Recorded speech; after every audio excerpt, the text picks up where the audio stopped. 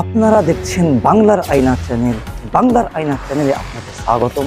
আমি আরাফাত হোসেন। হুমায়ুন কবিরদের মতো জানোয়ারদের রাস্তায় ফেলে মানুষ পিটিয়ে মারবে, শুধুমাত্র সময়ের অপেক্ষা। এক পশ্চিমবাংলার বুকে কোনো বাবরের নামে কোনো কিছু হবে না।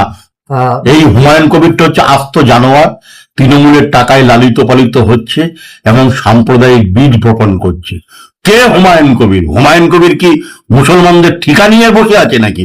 না মুসলমানদের উনি ছোলা খাইয়ে রেখেছে, উনি যা বলবেন তাই শুনতে হবে? মমতা ব্যানার্জি 15 বছরে মুসলমানদের ব্যবহার করেছিল, আর এই হুমায়ুন কবির তৃণমূলের স্টেপনি সে মুসলমানদের ব্যবহার করার চেষ্টা করছে। মুসলমানরা হুমায়ুন কবিরকে কোমরে দড়ি বেঁধে গারদে ভরবে, সেই দিনের জন্য অপেক্ষা করতে বলুন। পশ্চিমবাংলার মাটিতে এই সাম্প্রদায়িক সম্প্রীতি রক্ষা করার দায়িত্ব আমার আপনার সকলেরই। এই হুমায়ুন কবিরদের মতো জানোয়ারদের রাস্তায় ফেলে মানুষ পিটিয়ে মারবে, শুধুমাত্র সময়ের অপেক্ষা। এই পশ্চিমবাংলার বুকে কোনো বাবরের নামে কোনো কিছু হবে না।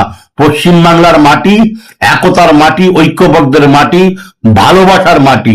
এই মাটিকে যারা নষ্ট করতে চাইবে, সে বাবর হোক আর হুমায়ুন কবির হোক আর যেই হোক না কেন, কেউ ছাড় পাবে না। আমাদের রাজ্যের মুখ্যমন্ত্রী হুমায়ুন কবিরকে ওয়ার্নিং দিয়েছে। এই ওয়ার্নিং যদি ওনার কান অব্দি না পৌঁছয়, রেজিনগর থেকে ওকে আমরা বেরোতে দেব না। এটা কাশেম আলী দায়িত্ব নিয়ে বলে দিলাম।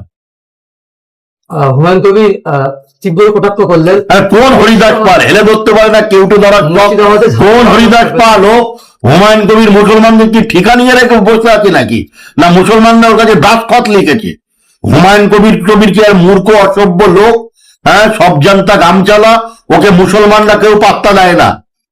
এরা তৃণমূলের টাকায় সব ধান্দাবাজি করে বেড়ায়। হুমায়ুন কবির কে হুমায়ুন কবির? তার রাজনৈতিক জীবনের কি বৃত্তান্ত আছে? কোন আন্দোলনের প্রেক্ষাপটে দাঁড়িয়ে উঠেছে? যা বাবরি মসজিদ ফসজিদ করে এখানে কোনো লাভ হবে না। বাংলার মাটি পবিত্র মাটি, এই মাটিকে রক্ষা করার দায়িত্ব আমার আপনার সকলের। এই মাটি, এই পবিত্র মাটিকে রক্ষা আমরা করব।